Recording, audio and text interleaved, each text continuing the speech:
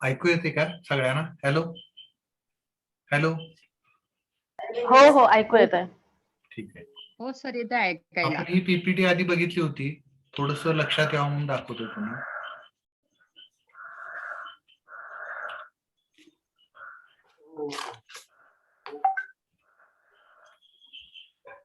प्रकल्प नियोजनातील हे टप्पे होते. हे प्रकल्प लेखनाचे मुद्दे आहेत. प्रोजेक्ट रायटिंग साठीचे काही गाईडलाईन्स दिल्या होत्या. या पद्धतीने या गाईडलाईन्स होत्या. आपण आता दुसरं प्रकरण आहे त्याच्याविषयी बोलणार आहोत. आणि मग तो जो प्रश्न आहे आपला, जो स्वाध्याय प्रश्नसंच आहे दिसतो आपल्याला, त्या प्रश्नसंचामध्ये प्रकरण जे 2च आहे त्याच्यावरचे काही प्रश्न आहेत बघा.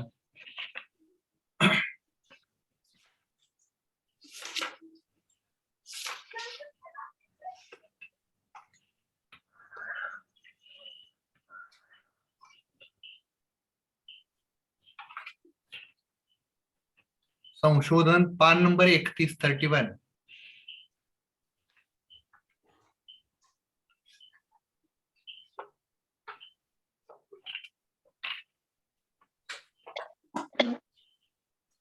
त्याच्यावरचे ऑब्जेक्टिव्ह आपण सगळ्यांनी बघितले असतील कदाचित. गाळलेले शब्द भरून पुढील वाक्य पुन्हा लिहा. टिंबटिंब असलेल्या गोष्टींच्या साहाय्याने टिंबटिंब असलेल्या गोष्टींचा शोध. अर्थात यामध्ये आपल्याला या सगळ्या गोष्टी दिसत आहेत. पुस्तकामध्ये याची उत्तर आपल्याला दिसतात बघा. एखादं उदाहरणार्थ सांगतो मी. ज्ञात असलेल्या गोष्टींच्या साहाय्याने अज्ञात असलेल्या गोष्टींचा शोध म्हणजे संशोधन होय, असं ते पूर्ण वाक्य आहे. तशाच पद्धतीनेही त्याचे काही ऑब्जेक्टिव्ह, एक 5-7 ऑब्जेक्टिव्ह आहेत. ऑब्जेक्टिव्ह खूप सोपे आहेत. त्याचबरोबर प्रगती व विकास होण्यासाठी संशोधन आवश्यक आहे. त्यावेळी संशोधन हा विषय नव्हता, पण योगावरील संशोधन हा विषय मात्र नवीन होता.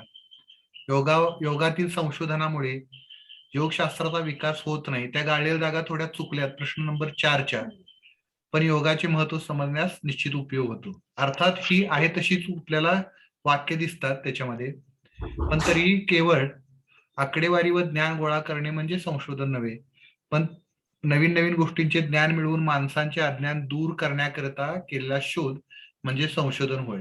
या सगळ्या संशोधनाच्या व्याख्या आपल्याला दिसतात. पहिल्या प्रकरणासाठी कालचं आपण बघितलं होतं. यासाठी पान नंबर 31 वरचे प्रश्न आहेत बघा. मनात आलेल्या प्रश्नाचे उत्तर शोधायचे असेल तर प्रारंभी त्या प्रश्नाचे नेमकेपण स्पष्ट करायला हवे. गृहीतक चुकीचे आहे हे सिद्ध झाले तरी आपल्या ज्ञानात भरच पडते. त्यामुळे संशोधन योग्य आहे असे समजायला हरकत नाही. आपणाला उपलब्ध असलेली साधने व कालावधी विचारात घेऊन ही योजना ठरवावी लागेल. शास्त्रीय पद्धतीने गोळा केलेल्या आकडेवारीचा व्यवस्थित अभ्यास करून संख्याशास्त्राच्या आधारे त्याचे विश्लेषण करायला हवे. कोणतेही संशोधन म्हणजे पूर्णत्व नाही. मग संशोधनाकरता योगातील असंख्य प्रक्रियापैकी एक प्रक्रिया निवडायला हवी. या आकडेवारीची योग्य विभागणी करून संख्याशास्त्रीय तत्वांच्या आधारे विश्लेषण करणे महत्वाचे आहे. या निष्कर्षातून पुन्हा नवीन प्रश्न निर्माण होतील. अर्थात हे सगळं तुम्ही बघालच आणि शोधालच, त्यामुळे याची काही स्लाइड तयार केली नाही.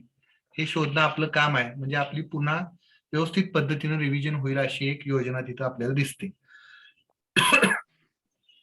हा जो प्रश्न आहे या प्रश्नाचं हे काही उत्तर नाही. प्रश्न बघा, संशोधन करण्याची प्रेरणा केव्हा व कशी निर्माण होते. अर्थात आपल्या पुस्तकामधलं प्रकरण क्रमांक 2 सगळ्या प्रश्नांची उत्तरं त्याच्यामध्ये नाहीत, आपल्याला ती शोधावी लागतील. म्हणून उदाहरणार्थ हे थोडस एक गाईडलाईन यासारखी दिलेली आहे. अर्थात ही प्रेरणा कशापासून निर्माण होते आपल्याला माहिती आहे. मानवी जीवनातील अनुत्तरित प्रश्न, बऱ्याचशा प्रश्नांची उत्तर आपल्याला माहिती नसतात. म्हणजे अगदी एखादा आजार कशामुळे होतो हे आपल्याला माहित नसतं, किंवा कोरोना कशामुळे झाला हे प्रश्न उदाहरणार्थ घेतलं तर त्याचा विषाणू शोधणं, त्याच्यावर काम करणं, त्याच्यावर लस तयार करणं, या सगळ्या गोष्टी आपल्याला दिसतात. यौगिक प्रक्रिया व त्यांचा शरीर व मनावर होणारा परिणाम.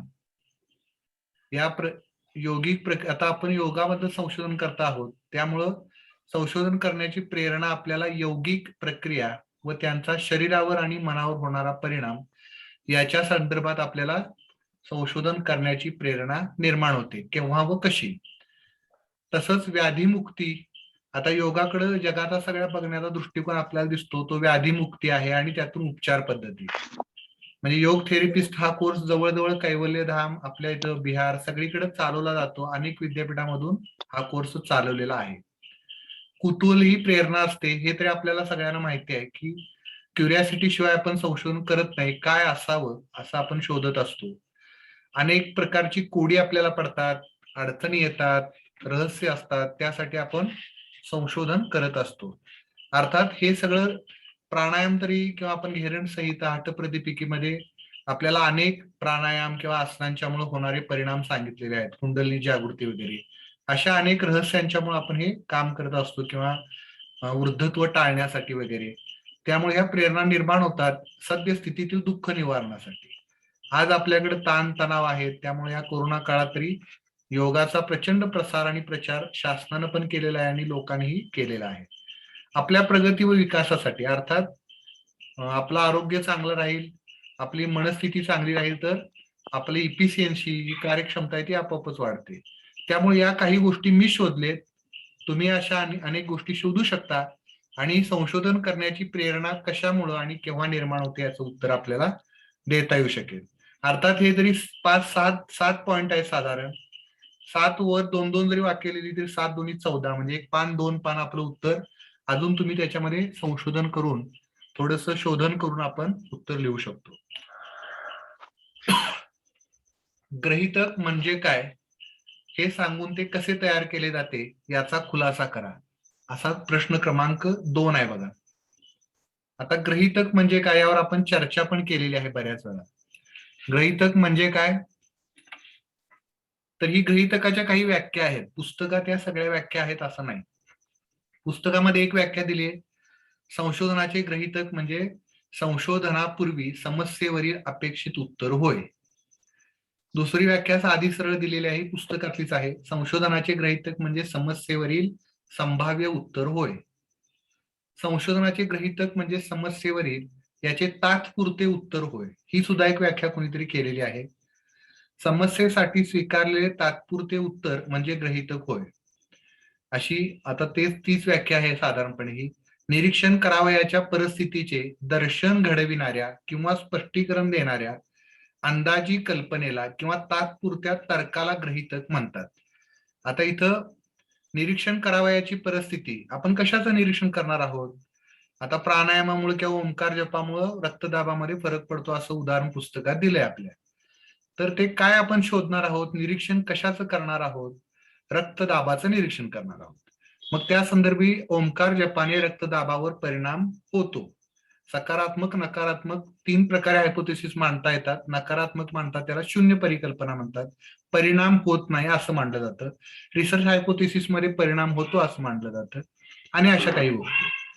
निरीक्षण करावयाच्या परिस्थितीचे दर्शन घडवणाऱ्या किंवा स्पष्टीकरण देणाऱ्या अंदाजी कल्पनेला किंवा तात्पुरत्या तर्काला गृहीतक असे म्हणतात. आता इथं गृहीतक हा शब्द सगळीकडे वापरलेला आहे. गृहीत कृत्य असा शब्द तो बऱ्याच ठिकाणी शास्त्रीय वापरलेला आहे, परिकल्पना वापरलेला आहे. इंग्रजीमध्ये त्याला हायपोथेसिस असं म्हणतात. आपण हायपोथेसिस म्हणत राहू की जेणेकरून कुणाला कन्फ्युजन होणार नाही. ज्या विधानाच्या सप्रमाण त्याची चाचणी घ्यावयाची राहिलेली आहे असे तात्पुरते सामान्यीकरण म्हणजे गृहीत कृत्य होय.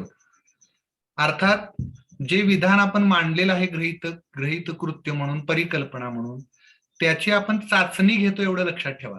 जर आपण त्याची चाचणी घेतली नाही तर त्याला गृहीत कृत्य किंवा परिकल्पना किंवा इंग्रजीत हायपोथेसिस असं म्हणत नाहीत. असे तात्पुरते सामान्यीकरण म्हणजे गृहीतक होय. आता इथं आणखी काही व्याख्या आहेत बघा. ह्या थोड्याशा आपल्याला माहित असायला हव्यात म्हणून दिलेत. प्रयोगासाठी मार्गदर्शन करणे, उपयुक्त व निरीक्षित तथ्य किंवा परिस्थिती यांचे स्पष्टीकरण, देण्यासाठी मांडलेल्या व तात्पुरत्या स्वीकारलेल्या विचार प्रधान तर्क किंवा अनुमान म्हणजे परिकल्पना किंवा गृहीतक होय.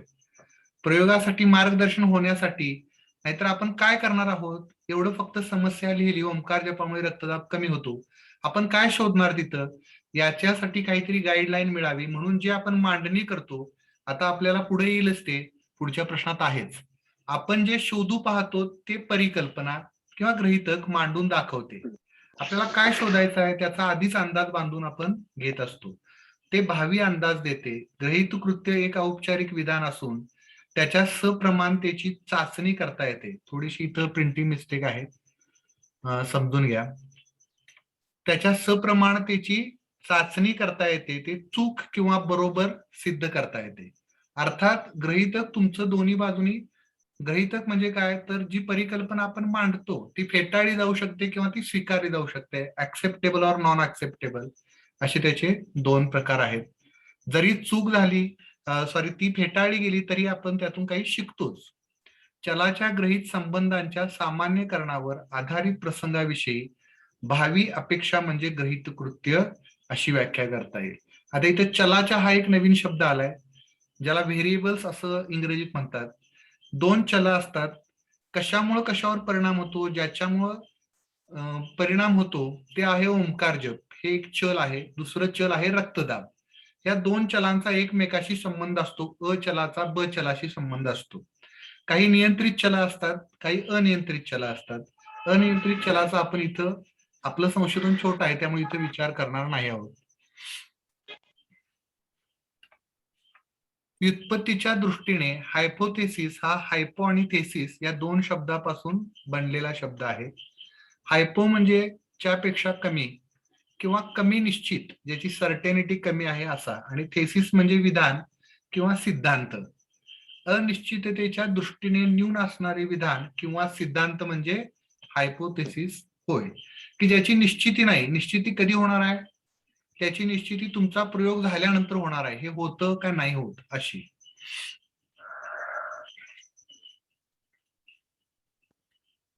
गृहीत कृत्य वा परिकल्पना हे समस्येचे विधान केल्यानंतर ची महत्वाची पायरी होय. समस्या निराकरणासाठी समतोल तर्क करणे म्हणजेच तात्पुरत्या किंवा काम चलावू गृहीत गोष्टी विकसित करणे, संशोधन प्रक्रियेत त्यालाच परिकल्पना म्हणतात.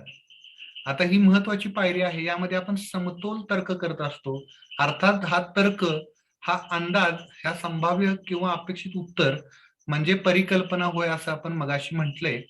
ते कशा पद्धतीनं मांडलं जातं ते सुद्धा आपण बघणार आहोत. गृहीतक किंवा परिकल्पना या लक्षणीय अंदाज व काल्पनिक कार्य यातून निर्माण होतात.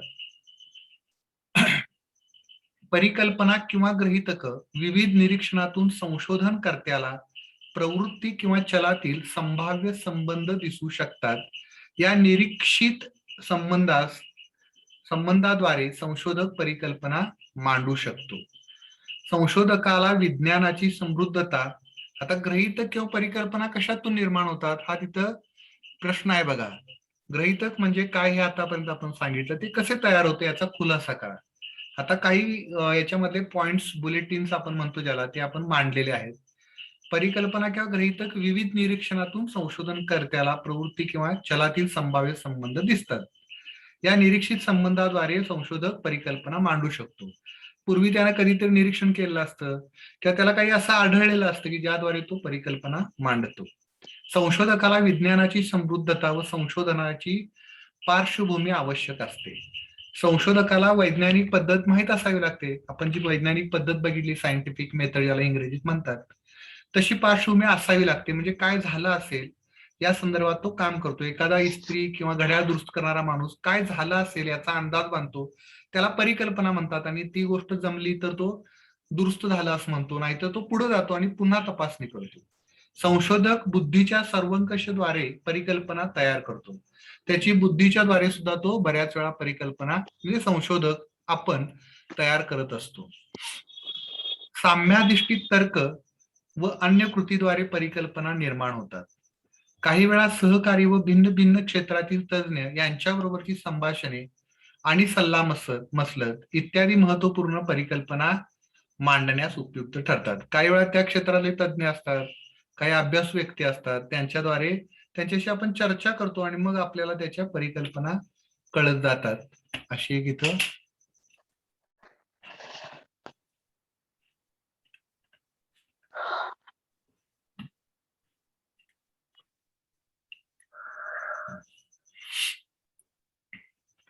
तिसरा प्रश्न आहे बघा. गृहीतक निश्चित केल्यावर संशोधनाची पुढील योजना कशी तयार केली जाते ते सांगा. गृहीतक निश्चितीनंतर संशोधकाला संशोधनाची योजना तयार करावी लागते, जेणेकरून संभाव्य उत्तराची पडताळणी जे गृहीतक किंवा परिकल्पनेची पडताळणी त्याला प्रयोगाद्वारे घेता येईल. या योजनेमध्ये त्याला प्रयोग कसा करावा, प्रयोगासाठी आवश्यक माहिती अथवा आकडेवारी कशी गोळा होईल, प्रयोगासाठीची आवश्यक साधने, ज्यांच्यावर प्रयोग करायचा आहे ते प्रयोज्य, इथं प्रयोजन झाले चुकून, प्रयोज्य असं त्याला म्हणतात, यांची उपलब्धता यांचा विचार करावा लागतो. संशोधकाला उपलब्ध साधने, आवश्यक वेळ अथवा कालावधी, प्रयोगासाठी आवश्यक आर्थिक नियोजन, त्यासाठी होणारे श्रम यांचा विचार करावा लागतो. याबरोबर त्याला काय करावं लागतं तर योजना व्यवहार्य आहे का असावी लागते, जेणेकरून उपलब्ध आकडेवारी किंवा माहिती सत्य व यथार्थ स्वरूपात उपलब्ध होईल. अर्थात हे म्हणण्याचं कारण आहे की त्याला वेळ, श्रम आणि पैसा या तिन्ही गोष्टींचा नेहमी संशोधकाला विचार करावा लागतो. संशोधकाला प्रयोगासाठी आवश्यक ते ज्ञान प्राप्त करावं लागतं, काही स्किल्स मिळवावी लागतात. उदाहरणार्थ मला बीपी कसा मोजायचा हे कुणाकडून तरी शिकून यावं लागेल, किंवा मला ज्याच्याकडून बीपी मोजायचा आहे, ब्लड प्रेशर किंवा रक्तदाब, तो रक्तदाब ओंकार जपासाठी आपल्याला ज्या माणसाला मोजायला देणार आहोत त्याला शिकवावं लागेल. त्यासाठी आपल्यालाही माहीत असावं लागतं. या सर्वांचा विचार करून संशोधनाची पुढील योजना तयार केली जाते.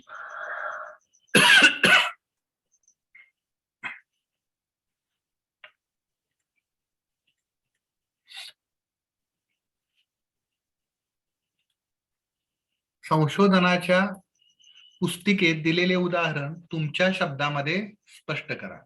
अर्थात जे उदाहरण दिलेलं आहे ते आता मगापासून आपण मांडलं की ओंकार जपाचा रक्तदाबावर काय परिणाम होतो, याची मांडणी तुमच्या शब्दात करायची आहे.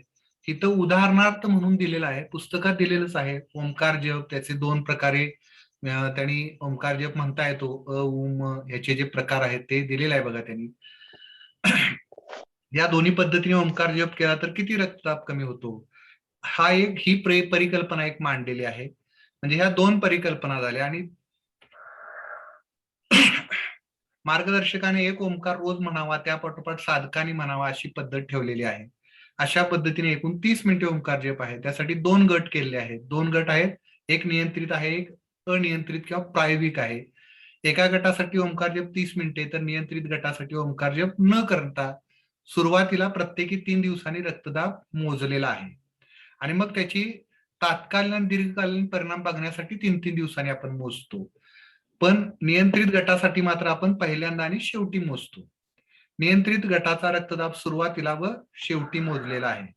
अशा प्रकारची योजना करून योग्य आकडेवारी उपलब्ध केली आहे. आता सदरची आकडेवारी संख्याशास्त्रीय तत्वांच्या आधारे विश्लेषित करून निष्कर्ष मांडलेले आहेत. आता निष्कर्षाची कारण परंपरा यौगिक व शारीरशास्त्रीय दृष्टिकोनातून केलेली आहे. आता ह्या प्रयोग झाल्यानंतर पुन्हा तिथं पुस्तकामध्ये दिलेलं आहे की या निष्कर्षानंतर बरेच प्रश्न निर्माण होतात.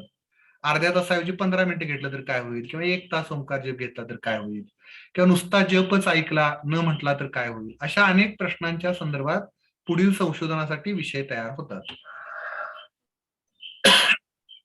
संशोधनाच्या पुस्तिकेत दिलेल्या उदाहरणा व्यतिरिक्त दुसरे उदाहरण तपशिलात द्या. कोणती उदाहरणं आहेत, तुम्ही कोणतंही घेऊ शकता. अग्निसाराचं एक उदाहरण परवा कुठे सरांनी सांगितलं बघा. अग्निसाराचा परिणाम म्हणजे पोट कमी होण्यासाठी किंवा त्याची जाडी कमी होण्यासाठी आपण करतो, किती कमी झालं. आता इथं उदाहरणार्थ मी भ्रामरी प्राणायाम घेतलेला आहे आणि मग हे स्टेटमेंट ऑफ एम केलेलं आहे. भ्रामरी प्राणायामामुळे विद्यार्थ्याच्या स्मरणशक्तीत, आकलन शक्ती व निर्णय शक्तीवर होणारा परिणाम अभ्यासणे. आता त्याच्या परिकल्पना मांडलेत. 3 परिकल्पना घेतलेत मी. 3-5 तुम्ही किती घेऊ शकता किंवा एकही घेऊ शकता. भ्रामरी प्राणायामामुळे विद्यार्थ्याच्या स्मरण शक्तीत वाढ होते, आकलन शक्तीत वाढ होते आणि निर्णय शक्तीत वाढ होते. अर्थात या परिकल्पनेच्या नंतर योजना तयार केलेली आहे. रोज 15 मिनिटं प्रायोगिक गटासाठी पूर्व पश्चात कर्म घेऊन आपण हा 15 मिनिटं भ्रामरी प्राणायाम करणार आहोत.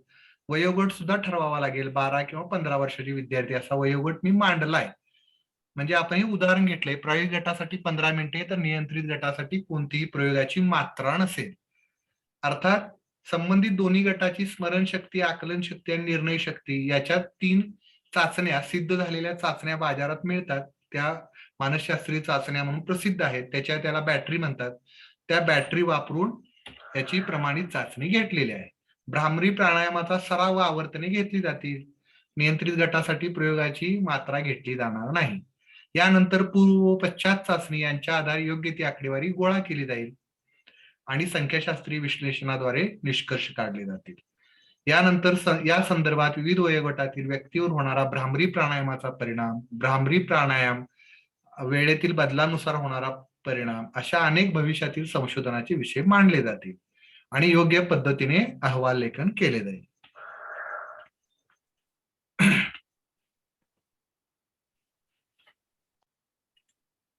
अशा पद्धतीनं ही साधारणपणे प्रश्नांची उत्तरं देण्यासाठीचा एक आराखडा आहे. आपल्याकडे 1 मिनिट आहे. कुणाला काय बोलायचं असेल तर आपण बोलू शकता. रिजॉईन करायचं का सर परत? शक्यतो आपण रिजॉईन घेत नाही मॅडम, कारण लोक कंटाळतात. कधीतरी ठीक असतं. आपण बाहेरच्या व्याख्यात्यांची व्याख्यान असतील त्यावेळी घेतो. पीपीटी आम्हाला देणार सर तुम्ही? पीपीटी मिळेल की, काय अडचण नाही.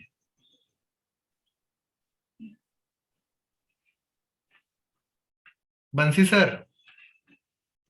हरिओम सर, नमस्कार. हरिओम. उद्या कदाचित आपण व्याख्यान आपण घ्यायचं आहे.